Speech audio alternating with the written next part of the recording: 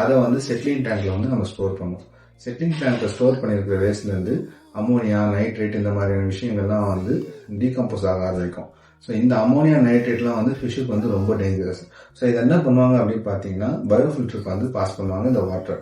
So மோஸ்டா அதிகமாக இருக்கிற இது பார்த்தீங்கன்னா வந்து அமோனியா மட்டும்தான். ஸோ பிளான்டேஷன் சைடு நீங்கள் வந்தீங்க அப்படின்னா இங்கேருந்து நம்ம செப்பரேட் பண்ற எல்லாமே லைக் சாலிட் செட்டிலிங்ஸா இருக்கட்டும், இல்லை பயோஃபில்டர்ல வந்து அமோனியா நைட்ரேட் இதை வந்து பிரிக்கிறதா இருக்கட்டும், இது எல்லாமே நம்ம வந்து பிளான்ஸ் காணணும்.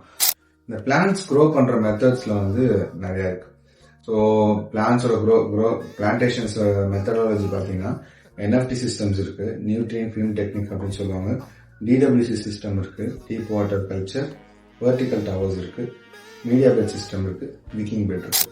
ஸோ என்எஃப்டினா என்ன? என்எஃப்டினா நியூட்ரியன் ஃபிலிம் டெக்னிக். அது ஆக்சுவலாக என்ன நடக்கும் பார்த்தீங்கன்னா ஒரு நீளமான பைப்ல சின்ன சின்ன ஹோல்ஸ் போட்டு நெட் பாட்ஸ் யூஸ் பண்ணி